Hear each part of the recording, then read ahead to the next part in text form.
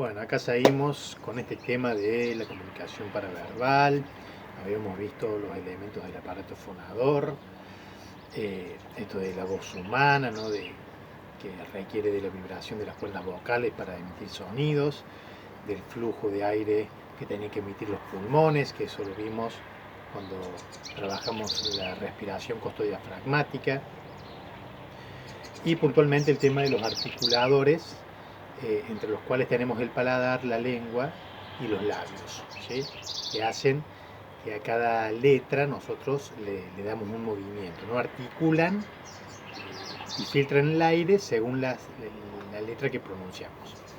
Vimos esto de ejercitar con consonantes y con las vocales, ¿no? Todo el abecedario de forma exagerada cada una de las letras. Bueno, cuando vimos esto de la comunicación paraverbal, ¿no? Que vimos la velocidad, el ritmo, el volumen, ¿cómo se llama? El timbre de voz, bueno, toda esta serie de cuestiones, habíamos hablado de lo que era vocalizar. ¿No? Vocalizar, que decíamos que era articular los sonidos de una lengua, tanto las vocales como las consonantes. Si nosotros aprendemos a vocalizar, vamos a tener una buena dicción. Yo no noto, como les dije, se los digo ahora, en el grupo una falta de dicción o de que alguno no pronuncie bien alguna letra, pero vamos a tratar algunas de las letras claves, las que por lo general las personas suelen fallar, en las que suele haber alguna falencia o para aclarar algunas cuestiones. Y para que podamos trabajarlo. Por ejemplo, vamos a trabajar con la R y con la R. A muchos nos cuesta o les cuesta pronunciar la R, por eso este ejercicio de R. Bueno, la idea es escribir palabras con R y con R al principio, intermedio y al final, ¿sí? Rata, ruta, arrima o arritmia, bueno, cardenal, carajo, fumar. Hagan una lista de palabras con letras R y R en su inicio, intermedio y final. Doble R al intermedio. Después otra que es por ahí también compleja o que hay que entenderla es la Y y la doble L, que se escriben diferentes pero se pronuncian igual, ¿no? Por ejemplo, uno puede decir yuyo, puede decir yerba, o puede decir llama o llamada, llanta, yo, ya, ¿sí? Tanto con L como con Y se pronuncian igual, ¿sí? Está bueno esto para ejercitarlo, por ejemplo, con la palabra yerba, yuyo, ese y, ¿no? Llama, llamada, no es llama o llamada, es llama o llamada. Entonces entender que suena mejor, ¿sí? Entonces hacemos lo mismo, ¿no? Palabras que empiecen con Y o con doble L al inicio, intermedio, no sé si al final hay alguna, pero bueno, inicio e intermedio por lo menos, y lo trabajamos a esto. Esto sí hay que ejercitarlo, ¿no? Como les decía, llama, yerba, llanta, bueno, se pronuncia como con Y, ¿sí? Como decimos yerba, bueno, así pronunciamos también la doble L. Otra de las palabras claves, o que por ahí son más complejas, es la D. Pero no la D quizás al comienzo, sino la D al final, porque uno podría decir David y sí la tiene que pronunciar a la D al principio. Pero la del final, por ahí no la comemos, ¿no? David decimos. O municipalidad, y es municipalidad.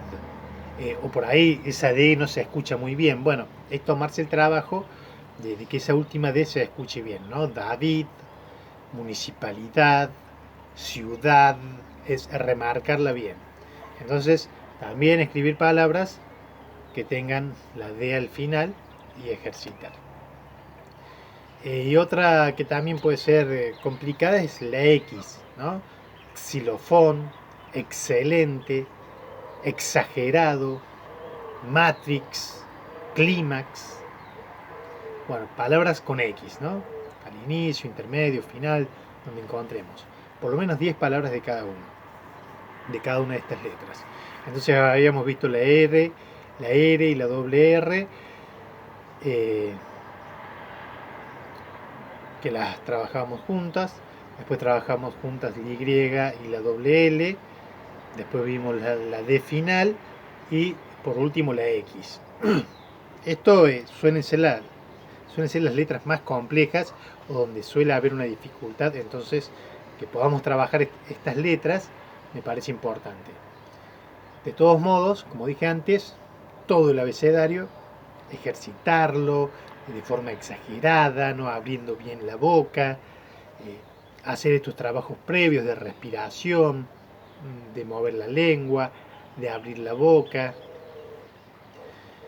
y después vamos con las vocales, con las consonantes o con el abecedario completo, o trabajamos simplemente las letras que nos puedan llegar a complicar, donde pensamos que puede haber una falencia, ¿no? Estas son las más comunes, las que yo les acabo de decir, por eso les decimos letras claves, ¿no? Donde puede haber, o generalmente hay, alguna complicación. Bueno, con estas letras claves, una vez que ya las tengamos escritas, que ejercitemos un poco, vamos a escribir algunas frases que contemplen estas letras claves. Una frase que tenga la R y la R, la doble R, en el inicio, en el intermedio y en el final. La Y y la doble L, palabras que tengan Y y doble L, pueden ser palabras distintas, o que en la misma palabra existan las dos letras, y escribir frases con eso, ¿no? Con esas palabras que escribimos frases. Esto para que podamos ejercitar y empezar a incorporarlas al vocabulario y a pronunciarlas de la forma que requiere. Así que bueno, de esta forma, no digo que terminamos con esto de la comunicación paraverbal. Ahora, no sé si en un próximo video o ya la clase que viene, vamos a ver algunos ejercicios. Ya para la clase que viene empecemos a ejercitar. Vamos a ejercitar lo paraverbal leyendo poesía, algunas lecturas, o contando cuentos, ¿sí? Yo generalmente lo paraverbal lo hago leyendo alguna poesía o algún tipo de texto, que podamos ir remarcando algunas palabras o frases, que si bueno, me dé tiempo grabo un videito con eso. Y ya el cuento también lleva lo paraverbal, y también lleva todo lo que hace a la comunicación no verbal en general, porque utilizamos el cuerpo a la hora de contar un cuento. Tengamos en cuenta que cuando yo hablo de la comunicación no verbal y lo paraverbal, ustedes imagínense o pónganse en el lugar de un locutor, ¿no? De la radio, el que trabaja en la radio, que no tiene el cuerpo para mostrar. En oratoria tenemos para trabajar las dos cosas, pero pensemos en eso, ¿no? En un locutor que está en una radio y tiene que hacer sentir, tiene que llegar a la gente, y bueno, no solamente con lo que él dice, ¿no? Ustedes fíjense cómo hacen énfasis, cómo quizás hacen una publicidad de algo que tiene poco valor, pero de hecho le dan un gran valor con sus palabras. Bueno, todo ese contenido y ese trabajo hacia lo paraverbal. También haciendo un poco alusión a lo que preguntaba una compañera de la clase pasada, esto de que con los tonos nosotros podemos emocionar, entristecer o alegrar a alguien. Sí, con los tonos nosotros podemos llevar, a ver, si diferenciamos, ponemos tonos, ¿no? Digamos, un tono amable, un tono sincero, un tono autoritario. Bueno, todo eso se lo paraverbal, ¿sí? Entonces, bueno, nosotros podemos elegir también qué tono, si queremos ser más sensuales, más seductores. Bueno, el tono que elegimos también tiene que ver con cómo nosotros queremos transmitir ese mensaje, ¿no? Si queremos dar una orden, y bueno, tiene que ser un tono autoritario. Si queremos persuadir, y bueno, más de seducción, ¿no? Más relajado, ¿no? Con otra impronta, podríamos decir. Bueno, digo para que lo tengamos en cuenta, ¿no? Esto yo cuando hablaba de matices tiene que ver con esto, ¿no? De ir variando el tono según el contexto o el mensaje. Si yo quiero, como digo, generar una confianza con alguien, bueno, me tendré que tener un tono que se adecue a esa situación, ¿no? Por un extremo, decir, bueno, una orden, ¿no? Cuando uno da una orden, y bueno, tiene que tener un tono imperativo.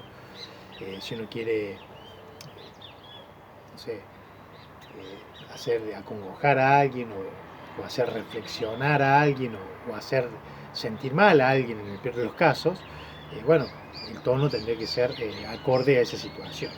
Ya vamos a ver cuando leamos cómo la misma lectura por ahí de lo que leemos nos va marcando el tono según lo que va diciendo. Y es un buen ejercicio. Voy a tratar de grabar un videito ahora. Les mando un beso, después nos vemos por el Google Meet, así que estén atentos.